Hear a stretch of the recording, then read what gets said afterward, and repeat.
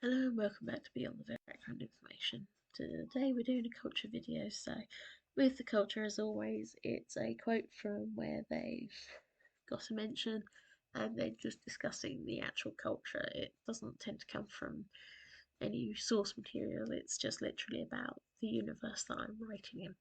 So we're doing about housing forces this time, so let's get into it. It is simple. The humans make deals with God and with demons, and the contracts are broken very easily. Deals with gods are in the department of the Mastema. They are there. They are only needed at the time of the human's death. But with regards to the demons, God has been concerned. Demons are just as accountable for breaking contracts as their victims, and within the veil, the demons there do not even believe they answer to you, Lucifer. So, the highest has granted permission for your two companions here to create 31 soldiers, debt collectors or enforcers, you could say, that will do this job. They will answer to your guidance, Lucifer, but God requests they live in the veil and in hell, visible and unreachable. It is requested that they cannot be harmed by angels or interrupted. They may work with us, and we may all communicate and contact them. God wishes that they God wishes that they be immortal. They will have no soul, but they cannot die. But for one method, God has kept silent from us.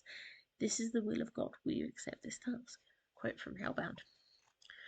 As the quote above basically explains, at some point during the progress of the universe and of Earth in particular, the free will of humanity meant they were making deals with demons that didn't always keep to these deals, and that needed to be dealt with. Angels could not always interfere because it would mean damage to a human or a soul, so the Almighty summoned Lucifer for a rare deal with Belial and Nurgle at Lucifer's side to create a special sort of group of enforcers that would deal with those demons and rescue beings of the Veil from this kind of trickery. Those demons that had refused to make deals with Belial's seal. There was speculation amongst the Mastema that the actual case that this referred to was one wherein a demon had taken over a veiled priest in a contract that had meant giving the priest the greatest flock he could manage, as long as the demon could entice humans to sin and be drawn to the priest for forgiveness, no matter the means. The details had not been written down, as were required in any demonic contract, although it was up to the human to read the contract, and the demon was using the priest's own body to damage people and twist them. The priest had become a cult leader without realizing it, guiding others to obey the demon that was overwhelming the priest's body, and of course, though the followers could be aided, the priest, who was innocent to what the demon had done using his body, was unable to be helped, and the demon made sure he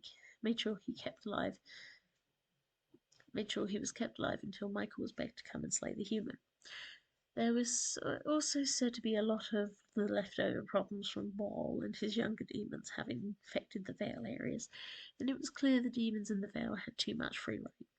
Initially, Lucifer was pretty unwilling to do anything that meant they had to work with their enemy, but they had done it before to deal with Wall, and they had ended up agreeing to it.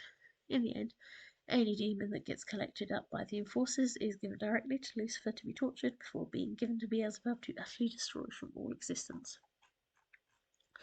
The enforcers were to live under a few specific situations. They lived in hell, they had to work with angels, they had no souls, so could never die, and they would be turned into babies and had to be raised up not only by their siblings but also by Nurgle and Belial.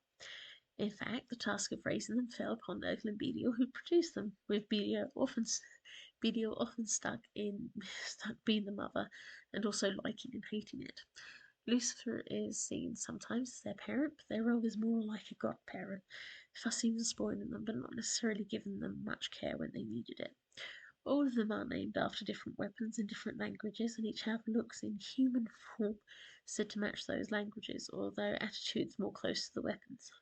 But they are all rather more like a bunch of teenage boys living with each other. All of them are male, bar the leader, Gladio, who is neither gender and is quite androgynous, and is the only one that is said to have a lick of sense out of the lot of them. They are often given simple, straightforward orders on how to catch their prey and how to help other beings, and certainly they are recognised quickly and feared within the Vale. However, they do get into stupid situations with unprovoked fights being something they really enjoy, and some of them even attempt to have relationships, but these are not always easy.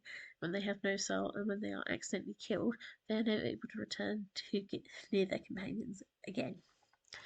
Generally, there are codes that they must stick with, and these are as follows: 1. Loyalty to Lucifer alone.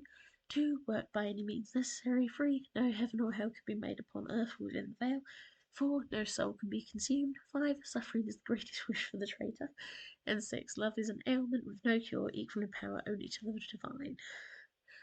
That last point apparently was added so that they were not encouraged to fall in love, if only because it meant a lot of work, a lot of awkward situations, breaking relationships up on purpose, done by Nurgle, Belial, or any of the head demons that Lucifer would send to deal with.